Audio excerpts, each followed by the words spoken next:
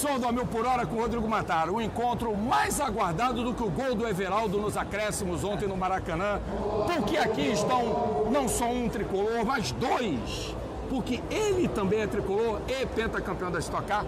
Carlos Eduardo Santos Galvão Bueno Filho, o Cacá Bueno, lenda da Stock Car. Já podemos dizer que você tem esse status de lenda, né, Cacá? Lenda é muito, lenda é muito. Não, é bastante. Não, você tem 5 títulos, irmão. Deixa que pro é Paulão, isso? pro Chico, pro Ingo, né? Mas, ó, tá se encaminhando para ser lenda. E, cara, um momento de renovação da categoria, você chegando para essa temporada 25 com um desafio novo, sendo agora um sócio, né? Comprou carro para montar uma estrutura e largando bem demais, rapaz.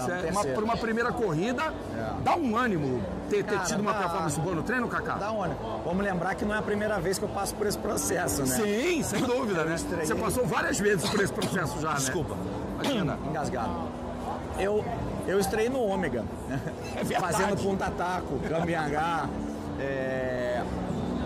e passei do Ômega para o primeiro chassi tubular com motor 6 cilindros, depois com motor 8 cilindros, então do Ômega para o Vectra, do Vectra para o Astra, e depois o novo chassi que veio em 2009, e depois a última mudança de 2020 ali na pandemia, onde se agregou o monobloco, se agregou muito peso no carro e tirou muito da aerodinâmica do carro. Sim.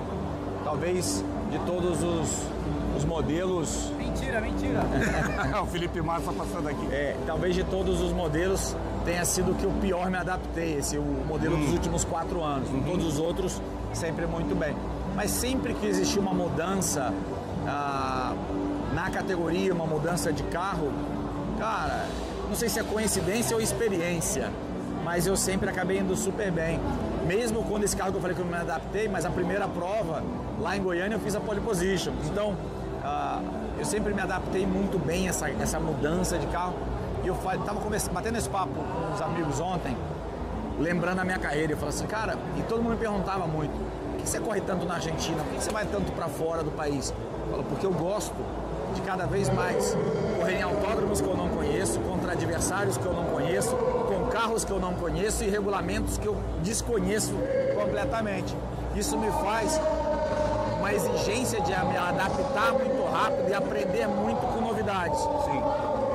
Porque para competir com a molecada que sai do kart já trocando marcha no volante, eles não sabem fazer ponta-taco, mas você aprendeu isso, né?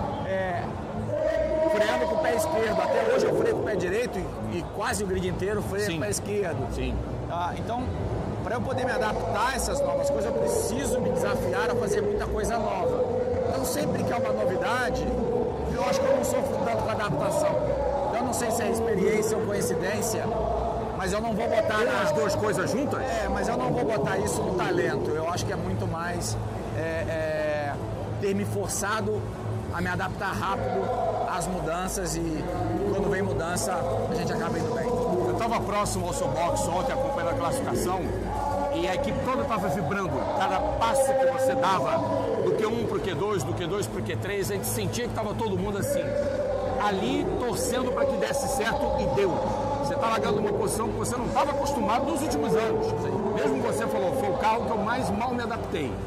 Mas e esse agora de 2025, com tanta eletrônica, mais sofisticado, talvez até mais sensível a certas reações, e o prazer de guiá-lo? O prazer ele vai vir com o tempo, né? O carro ainda tem muito problema, é um carro novo, né? Vai lembrar assim, eu falei isso mesmo, que eu não me conseguiu dar quantas voltas sem ter tido um problema? Volta assim, sequência? Eu não fiz os 50 minutos da prova. Não fez, né? Não. Ou seja, existe o temor de repente ficar pelo caminho. 8, 10 voltas e a gente enfrentou algum problema, sempre. Então eu falei de adaptação, não é que a gente não teve momentos bons, mas a gente oscilou demais, né? Sim. Teve pole position, como eu falei, larguei em segundo e cheguei em segundo em Belo Horizonte ano passado. Larguei em quinto, então, assim, mas eram mais raros os momentos. Quando você monta uma equipe nova, você tem a preocupação, cara, será que eu acertei a mão? Será que eu escolhi as pessoas certas? Então, na hora que a gente fez esse desafio, comprou esse desafio, ontem era mais uma sensação de alívio do que de comemoração, sabe? De que, cara, deu certo. A gente vai oscilar também, não é a equipe com o melhor orçamento, é um orçamento mais apertado do que a maioria das equipes. é uma equipe com talvez menos gente trabalhando que a maioria das equipes, mas parece aquele negócio boutique, só 2 carros, quase todo mundo tem 4, a gente tem 2. É menor, mas mais entrosada, mais tailor-made, mais assim, feito pra gente. Sob medida. Sob medida. E isso fez com que as coisas funcionassem. Mas você falou do desafio do carro, vai vir com o tempo, porque todos os carros novos, 2009, no lançamento do carro novo, meu carro pegou fogo na reta oposta. Eu lembro, eu tava aqui. Eu praticamente perdi aquele carro de construir um novo. Metade do grid quebrou naquele dia. Metade do grid, 17 capôs voaram na corrida. Sim, era a corrida dos capôs voadores. Isso. Paulo Salustiano ganhou. Então, no fundo, a gente sabe que um carro novo vai dar problema. Ah, caraca, esse carro nasceu ruim, olha lá, olha quantos carros quebraram hoje. Gente, todas as mudanças deram problemas. A gente poderia ter feito diferente? Poderia, talvez a gente teria que estar testando e não correndo. Mas atrasou tudo, e você não pode falar, então vou começar o campeonato só em agosto. Não pode, você tá... Qual é a justificativa que você vai dar para a Bet Nacional, para a Cedelco, para os seus patrocinadores aqui? Atrasou por causa do dólar, atrasou por causa do tarifaço, atrasou porque as peças internacionais demoraram, atrasou porque fornecedores brasileiros demoraram, atrasou no processo mesmo das equipes. Todo, né? Atrasou tudo, um atraso com o outro foi empurrando, e a gente não conseguiu testar o carro. Então, agora tem volume, um carro foi testado a exaustão, mas agora a gente botou 31 na pista. É um desafio. A gente fez mais quilômetros somados 31 esse final de semana do que talvez outro carro tenha feito tudo. E aí foram aparecendo alguns problemas. Sim. Que vão continuar aparecendo. Carro novo, um Fórmula 1, Fórmula E, o que você quiser, dá problema. Só que tem que ter uma pré-temporada para você resolver esse problema. Exatamente. E a gente não teve a pré-temporada. Então, o show não pode parar para não perder o espetáculo. A gente está na pista numa corrida quando a gente deveria basicamente estar um pouco mais treinando e testando. Cacá, eu sei que você é movido a muito desafio, sempre fizeram parte da sua vida desde o momento que você saiu do kart, foi para a Fórmula 1, que foi o teu começo, né? Que o Galvão, teu pai, encaminhou você e o Popó Bueno para as pistas e você não saiu mais delas. Popó saiu por outras circunstâncias, mas você continua aqui com a gente. São 30 anos de carreira ou mais, talvez. É uma vida. E assim... Eu acho que é o 31º. 31º. Eu acho que é isso. Tem alguma coisa que você se arrepende de não ter feito, ou você tem um sonho que ainda não realizou? Tipo, por exemplo, vou provocar você. 24 horas de Le Mans, uma corrida que você gostaria de fazer? Faltou no meu currículo Le Mans e Daytona. Só, o resto eu fiz tudo. Andar em Suzuka. Se pintar um convite, você vai? Vou na hora. Assim, eu fiz 24 horas de Spa, e bastante bem com a equipe brasileira. Eu, Jimenez e Fraga. Sim. Corri Campeonato Mundial de GT. Venci corrida em Mônaco. Ganhei corrida na China. Fez o GT Open? Fiz GT Open. Corri de carro elétrico. Corri de tudo que tem 4 rodas e um teto na América do Sul. TC 2000 é ídolo na Argentina até hoje. Fiz TC 2000, Super TC 2000, carreteira. Super Turismo. Fiz Top Race, Super Turismo. Aqui eu corri de Uno, Palio, marcas, linha, Campeonato de GT, Porsche Cup, Stock Car. Tudo que tem 4 rodas e um teto na América do Sul eu andei. E é muita coisa no mundo. Mas se você for olhar nas coisas emblemáticas, óbvio, eu não corri de Fórmula, então eu não posso falar que me faltou correr Mônaco de Fórmula 1, mas eu corri de Mônaco, né? Mas eu corri em Mônaco e ganhei em Mônaco. Sim, claro. E que eu teria corrido em Indianápolis, né? Corri nos Estados Unidos de Fara, um pouco mais amador, digamos assim, sim. Mas fiz etapa nos Estados Unidos, mas corri em Nova York. Então, o que falta, Cacá? Faltou Le Mans e Daytona. Mas de repente pode não faltar, né? Porque ser. Ainda tem lenha para queimar esse moço. Mas faltou Le Mans e Daytona. Só que, Cacá, você também tem desenvolvido um lado empresarial, você tem uma relação com patrocínios muito boa, você sabe negociar muito bem. Isso é herança paterna, tá no DNA, essa coisa de falar pra caramba, se expressar super bem. Você é quase que um papagaio igual o Galvão, né? Eu falo bastante, menos que ele, mas eu falo bastante. E eu acabo...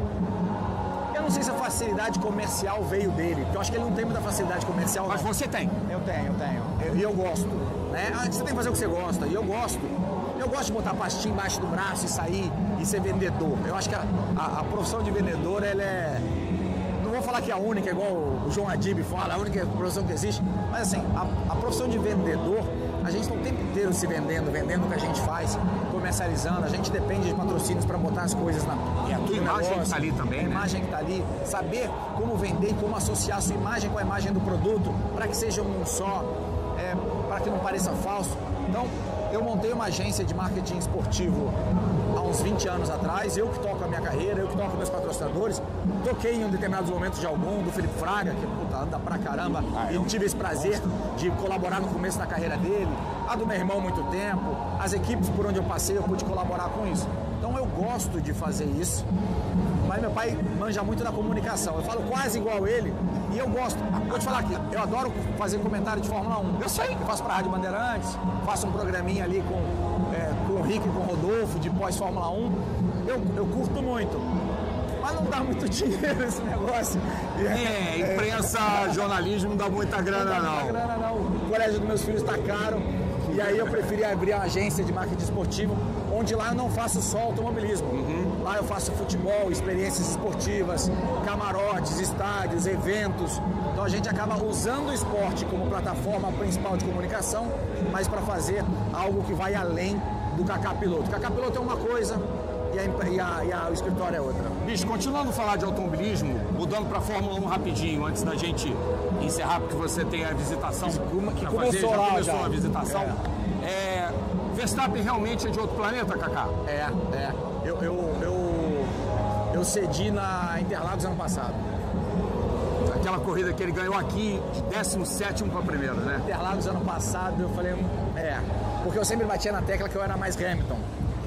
E aí é meio injusto você comparar Valentino Rossi com o Marc Marquez, porque o Valentino fez pra mim, fã do Valentino, eu também, sim, discutível.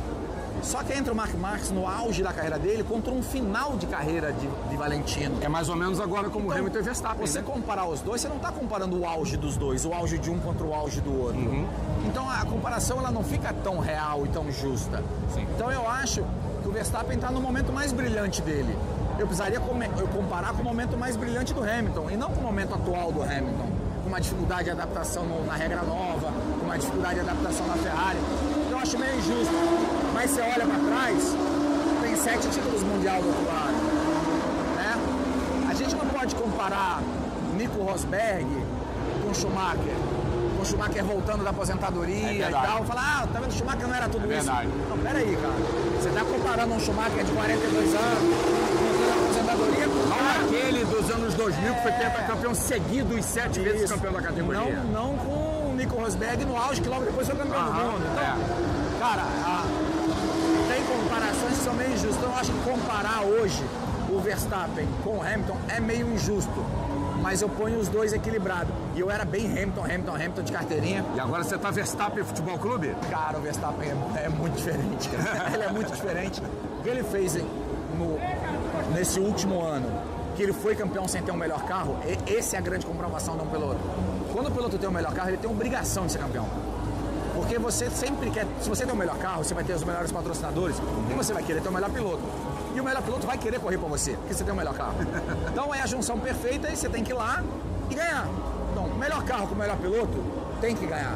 Era a Williams de Piquet e Mansell, era a McLaren de Prost e Senna, era a Ferrari de Rubinho com Schumacher. Sim. É o melhor carro, tava o melhor piloto lá, você tem que ir lá e tem que ganhar.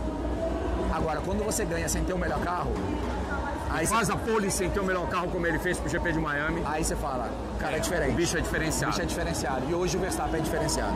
Kaká, pra gente fechar agora uma provocação, uma coisa legal aqui. Sobre o Fluminense. Qual foi o momento mais legal vivido por você no estádio nos últimos anos? Dá aquela zoada no seu pai, que apareceu no documentário do Galvão do Globoplay, que você vibrava no camarote naquele 2-1, ou o título da Libertadores com os gols do Cano e do John Kennedy? Eu tenho 3 momentos na minha memória de Maracanã emblemáticos, eu conto rapidinho. Assis? Eu tenho de Assis, eu tenho de Rosa. Eu tava lá no gol do Romário na eliminatória pra Copa de 94. Sim. Então, mas não era Fluminense, né? Não é essa. Primeiro é o seguinte, se amanhã tiver Fluminense contra a seleção brasileira, eu sou fluminense, bota a camisa do Fluminense, vai os jogadores da seleção brasileira e se me provocar tem tumulto na estádio. Eu também sou desse. Eu também sou desse. Depois torcedor de clube é assim, não vai convencer que não é assim. É mesmo? Gol de barriga do Renato 95. Nossa, maravilhoso. Eu estava na arquibancada, no meio da Yang, ali atrás do gol. Maracanã entupido de gente. E eu fui numa caminhonete grande, em 8 pessoas. Eram 4 tricolores e 4 flamenguistas. Eu e 3 amigos meus e meu irmão, que é flamenguista, e 3 amigos dele. Eu saí do estádio, acho que umas 3 horas depois do jogo, estavam os 3 sentados no meio-fio do lado do carro esperando eu sair, que achavam que o carro tava comigo. Né? Tristinhos. Esse, pra mim, 95, cara, é emblemático, gol de barriga. O segundo é ir ao meu estádio com teu pai. Com meu pai. Eu fui várias vezes na cabine, mas eu nunca tinha ido torcer em família com ele. Até aquele Fla-Flu. Até o Fla-Flu. Ele com 70 anos de idade, foi a primeira vez que meu pai não foi a trabalho e a gente foi como família, pai e filho. Porque eram meus tios, amigos meus, ou eu sozinho, que me levavam ao estádio para ver o Fluminense. Eu nunca fui com ele ver o Fluminense. E era um Fla-Flu, ele e meu irmão ver o Flamengo, eu e meu filho, minha esposa ver o Fluminense. Seu filho é tricolor doente, filho é maluco. Maluco pelo tricolor. Meu nome dele? Cadu. Carlos Eduardo também, que nem o avô e que nem o pai. Carlos Eduardo Neto. Carlos Eduardo Neto, Cadu. Esse é o segundo momento, mas o mais legal, final da Libertadores, eu fui com meu filho. Ah, isso é lindo, né? Fui com a minha esposa, que também é fluminense, mas fui com meu filho. E a gente chorava no meio do jogo, chorava abraçado no final do jogo. Ficamos 1h30 no estádio cantando e abraçado. Eu tenho fotos maravilhosas. Tinha Fórmula 1 no dia seguinte em São Paulo. Verdade, GP do Brasil. Eu pedi pro Dinei para não fazer o dia de sábado, porque eu precisava ir ver a final da Libertadores com minha família. Ele me autorizou. Eu não tinha mais tempo para pegar um avião. Acabou o jogo. Eu fui comer um sanduíche com ele para deixar ele em casa e pegar a estrada para vir para São Paulo trabalhar. De carro para cá? Vim de carro trabalhar. E na hora que a gente tá comendo o sanduíche do lado da minha casa, 11 horas da noite, ele me abraça e fala: pai, hoje foi o melhor dia da minha vida. Que coisa linda, cara. Irmão, eu fico arrepiado de contar. Que coisa linda isso. Eu falei, emocionante. Eu amo futebol e eu desci dali e falei: esse é o melhor momento no estádio da minha vida. O meu de emoção foi 2010, no Engenhão, quando a gente ganhou do Guarani, aquele jogo sofrido, o gol do Emerson Sheik. Eu chorava feito criança. Porque, porra, nós vivemos aquela história de terceira divisão, fomos sacaneados, até hoje rola uma provocação, mas o Fluminense dá a volta por cima. Meu filho perguntou: pai, por que você tá chorando? Eu falei: eu nunca pensei que a gente fosse ganhar um título brasileiro de novo. E depois disso ganhou 12, ainda ganhou a Libertadores, ganhou a Recopa Sul-Americana. Cara, eu tô com passagens compradas e os 3 ingressos comprados pro Mundial com meu filho e com a minha esposa. Ó, ser Fluminense é pra poucos. O que você fala que você pode nascer Flamengo, mas você evolui? Foi isso que você falou? Não, na van? Não, como é que é? É que é o seguinte, me explicaram assim: como é que o seu pai é flamenguista e você é fluminense? É fluminense. Eu falei: Darwin explica a evolução da espécie. Teoria da evolução da espécie. É que vai além, é que o pessoal briga comigo, que o meu avô era vascaíno. Total evolução da espécie, com todo respeito ao torcedor do Vasco. Esse é Carlos Eduardo Santos Galvão Bueno Filho. Se não tirar o microfone, não fala mais. Só quem tem para visitação. Valeu. Obrigado, Cacá.